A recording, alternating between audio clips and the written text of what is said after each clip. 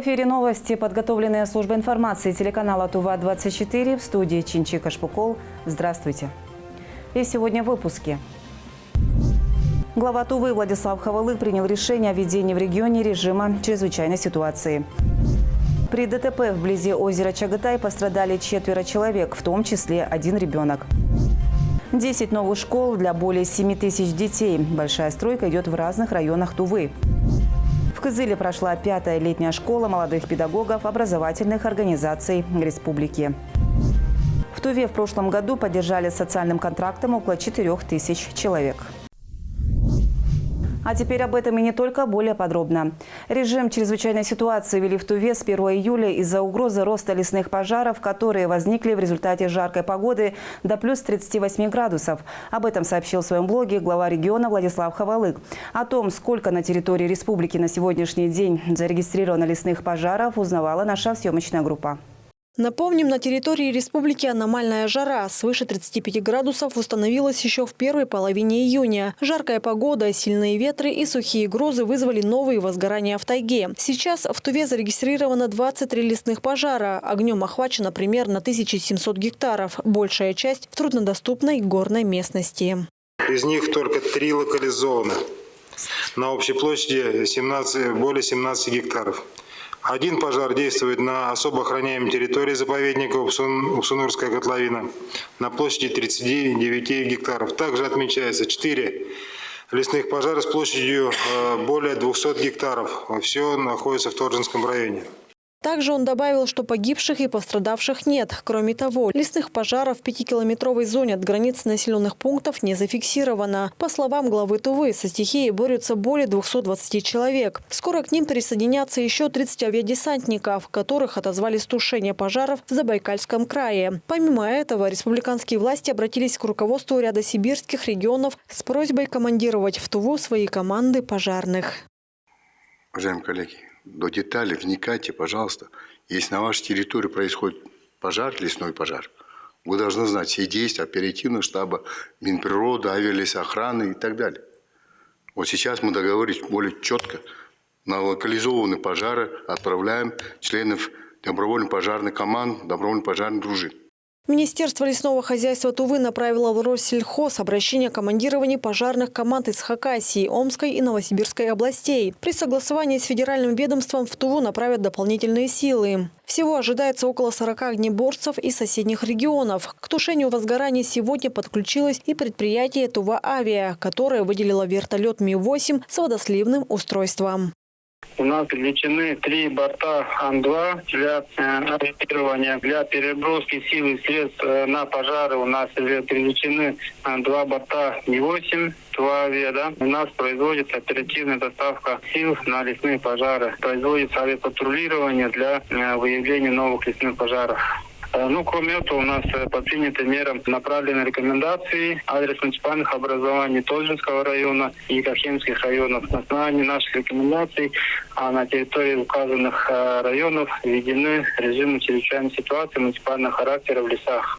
Добавим, что в районах Тувы создаются временные противопожарные посты. Как сообщает гидрометцентр региона, чрезвычайная пожароопасность сохраняется в Кызылском районе, а также на территориях Эрзинского, Кайхемского, Улухемского, Дзунхемчикского, Тандынского и Мангун-Тайгинского районов. Главное управление МЧС России по Туве призывает всех соблюдать требования особого противопожарного режима. Инна Клоян, Азамат Ачур, телеканал ТУВА-24. На прошлой неделе произошло дорожно-транспортное происшествие с участием 2 машин, в котором пострадали люди. 12-летний ребенок, пассажир одной из машин, чудом не пострадал в результате автоаварии.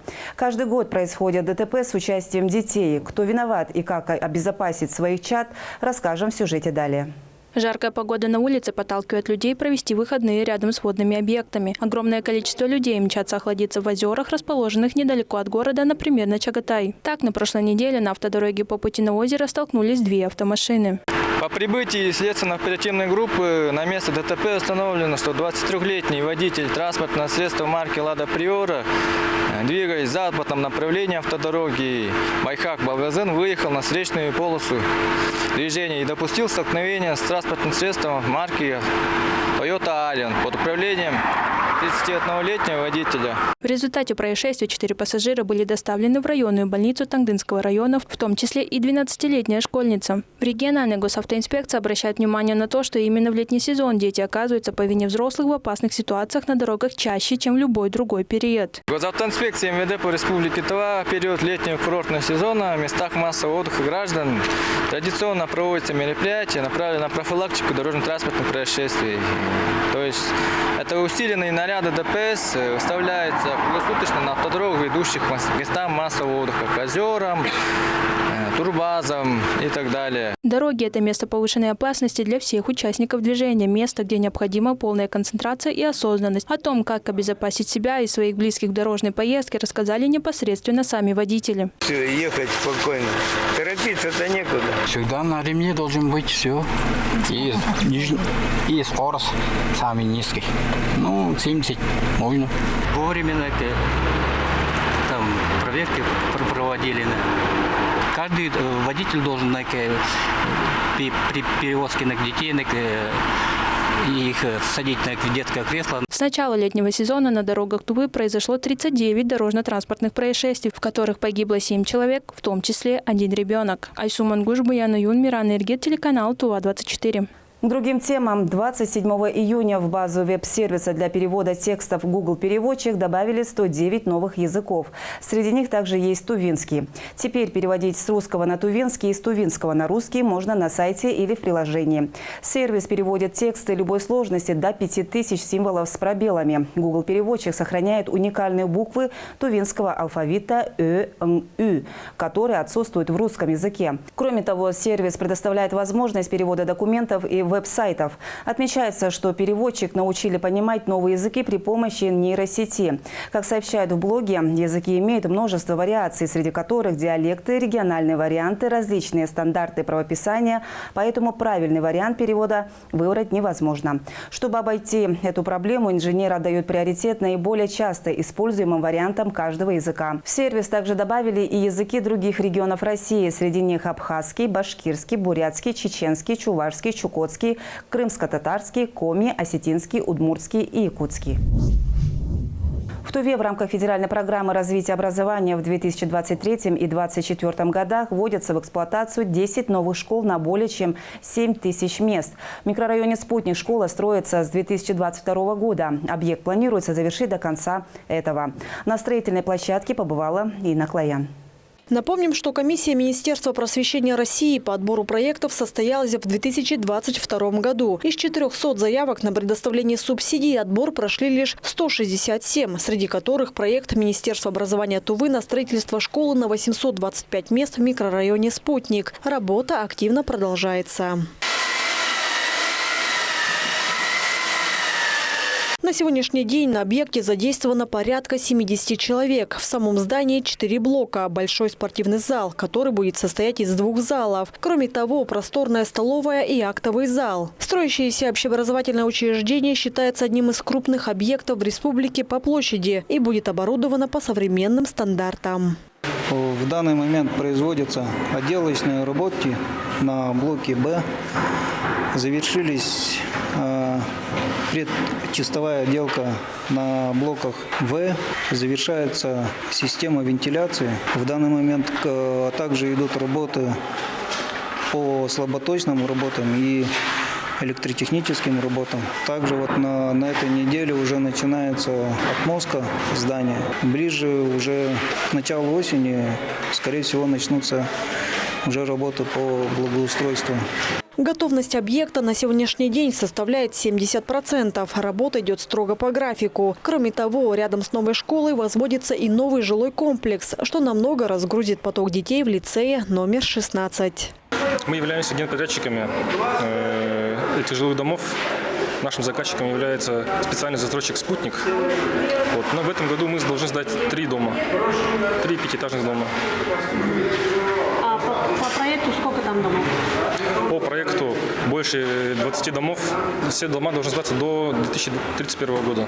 Напомним, что в Туве по федеральной программе развития образования строится 10 школ, из которых 3 сданы в прошлом году. На строительство новых учебных заведений было выделено порядка 15 миллиардов рублей. В этом году осталось 7 школ. Ну, плюс к этому у нас еще строится школа по программе комплексного развития села. Это в селе Чодра строится школа на 176 мест. Все школы должны быть сданы декабрь 2024 года. Данная школа такой же срок имеет, начата она в 2022 году. В принципе, сроки достаточно, чтобы завершить. В будущем образовательное учреждение будет оснащено современным оборудованием, лабораториями по предметам естественно-научного цикла. Также планируется на территории школы расположить футбольные, волейбольные, баскетбольные площадки и беговые дорожки. Принять ребятишек микрорайона «Спутник» и прилегающих к нему районов столицы новая школа сможет уже в конце этого года. После сдачи школы в микрорайоне «Спутник», а это микрорайон развивающийся, с большим количеством многоквартирных домов, и, естественно, будут семьи с детьми, молодые семьи с детьми. Поэтому мы предполагаем, что, естественно, наполнение этой школы будет как раз за счет детей, проживающих в микрорайоне «Спутник». И поэтому школа, которая на сегодняшний день там функционирует, это лицей номер 16, разгрузка будет его. И мы уже с мэрией города Кызыла продумываем микрорайон, закрепление территорий города Кызыла за новой школой. И предполагаем, что будет здесь разгрузка частично школ номер 11 и номер 12. Открытие нового учебного заведения даст прекрасную возможность не только разгрузить другие школы, но и создаст комфортные условия для обучения. Кроме этого, у молодых педагогов появится вероятность решить проблему с трудоустройством. Инна Клоян, Буяна Юна, Азамат Ачур, телеканал Тува-24. На площадке Центра одаренных детей Сылдыс-Чыгаш в столице республики прошла 5-я летняя школа молодых преподавателей. Педагоги республики обсудили вопросы, связанные с аттестацией учителей, получением ими категорий и проведением конкурсов профессионального мастерства. Подробности в следующем материале. На ежегодное мероприятие в Кызыл приехали 60 молодых педагогов из 12 районов республики. Как отмечают учителя, такие форумы очень плодотворно влияют на профессиональное развитие молодых преподавателей, потому что участникам предоставляется возможность встретиться с коллегами из других районов, заимствовать и перенимать опыт для более качественного обучения и развития не только детей, но и их самих. Организаторами являются региональное отделение Общероссийского профсоюза образования и Совет молодых педагогов республики. Мы нацелены на то, чтобы был обмен опытом, чтобы наши молодые педагоги с разных районов, Кажонов, общались между собой. Мы это делаем периодически, то есть собираем их на различные мероприятия, проводим семинары обучения. Вот на сегодняшней школе мы проведем обучающий семинар, потому что для молодых педагогов очень важно, как подготовиться к аттестации, получению квалификационной категории, как им подготовиться к конкурсам профессионального мастерства. Кроме того, как подчеркнули организаторы, мероприятия подобного формата проводятся для того, чтобы молодые педагоги понимали, что профсоюз – это организация, которая защищает социально-трудовые права работников. Сегодня в программе летней школы аттестация педагогических кадров, профессиональная адаптация молодых учителей, а также роль профсоюза для преподавателей. Участники должны были познакомиться со своими коллегами и работать в команде. В программе, конечно же, она насыщенная, она на различные темы, об опыте работы, о том, как важно быть в профсоюзе молодым педагогам и какие перспективы. Конечно же, молодые педагоги у нас уходят довольные после таких форумов. Молодые, амбициозные, полные энергии и тяги к новым знаниям. Именно так можно охарактеризовать участников данного обучения. Дарима Ондар – молодой педагог-предметник средней школы села Кызылтайга Судхольского района. Девушка преподает химию и обучает английскому языку. Вот такие мероприятия нас из разных сел, Кажонов объединяют. Мы знакомимся с новыми людьми. Мне нравится работать в школе, работать с учащимися. И их тоже вдохновляет на что-то новое, чтобы они тоже нашли себя. Также, по словам организаторов, с каждым годом количество молодых преподавателей, участвующих в различных форумах и семинарах, увеличивается. В этом году не смогли приехать педагоги только из 2 районов республики. Мерген Аюн, Владимир Сюртюк, Азамат Ачур, телеканал Тува-24. В селе Буренхем Кайхемского района в середине июня произошел пожар в частном жилом доме, вследствие чего молодая многодетная семья осталась без крова. Как это произошло и как избежать подобных ситуаций, на эти и другие вопросы попыталась найти ответы наша съемочная группа.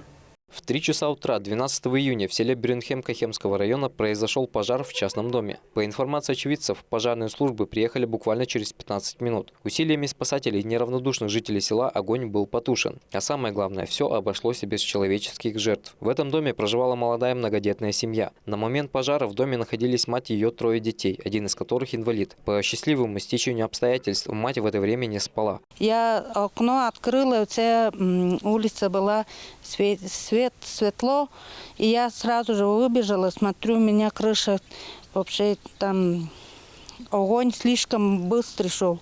Я домой зашла, сына разбудила и детей на улицу вытащила и обратно зашла за документами. Всего в семье воспитываются 5 детей. Самый старший 17 лет, а самый младший 4,5 года. Она является инвалидом 1 группы. Глава семейства подрабатывает в Кызыле. Когда он узнал о случившемся, незамедлительно выехал к родным. По его словам, сотрудники МЧС, прибывшие на место пожара, предварительной причиной возникновения назвали короткое замыкание проводки, которая была протянута почти по всей площади кровли. Мы хотим помочь к этой семье,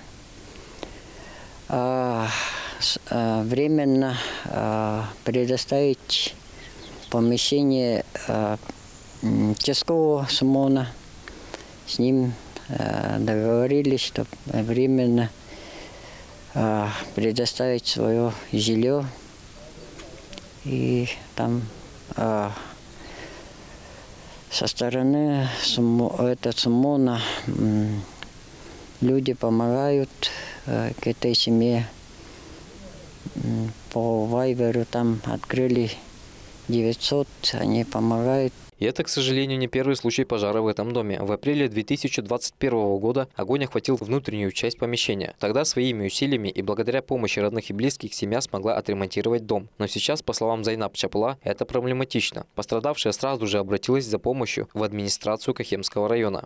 Помощь они обещали, я сама 14 июня сразу же поехала в Сарыксеп и встретилась с Евгением Бастаноновичем и Оржаком. Потом написала заявление, и МЧСники мне предоставили справку о пожаре. И я все это собрала и отдала им. В соответствии с жилищным законодательством Российской Федерации семья может обратиться в администрацию по месту регистрации для последующей постановки на учет в качестве нуждающихся в жилищных условиях. В конечном итоге не стоит забывать, что некачественно установленная электрическая проводка в доме может привести к плачевным последствиям. Поэтому не стоит пренебрегать правилами пожарной безопасности. Ведь от таких случаев не застрахован никто. А пока в планах семьи Чапла построить новый дом на месте сгоревшего. Мерген Оюн, Буян Мангуш, Владимир Сюртук, Самдам Миргит, телеканал Тува-24. К другим темам. Врачи-эпидемиологи бьют тревогу по поводу роста энтеровирусной инфекции в целом по России, в частности в Туве. В стране в прошлом году отмечены даже летальные случаи от этой опасной кишечной инфекции. Энтеровирусная инфекция – это большая группа антропозных инфекционных болезней, характеризующихся разнообразием клинической картины с поражением центральной нервной системы, мышц, слизистых оболочек глаз, верхних дыхательных путей, а также пищеварительного тракта и кожи. Симптомы энтеровирусной инфекции – сыпь на туловище, конечностях, на лице в области рта, расстройство пищеварения, лихорадка, головная боль. Основные пути передачи инфекции – водный, пищевой и контактно-бытовой, воздушно-капельный.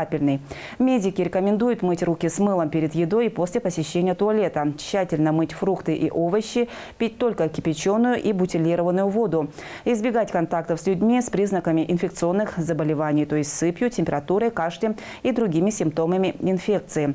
Не допускать контакта пищи с насекомыми и мухами, купаться только в специально оборудованных пляжах и бассейнах, в которых проводится обеззараживание и контроль качества воды. Не использовать для охлаждения напитков лед, приготовленный из воды неизвестного качества.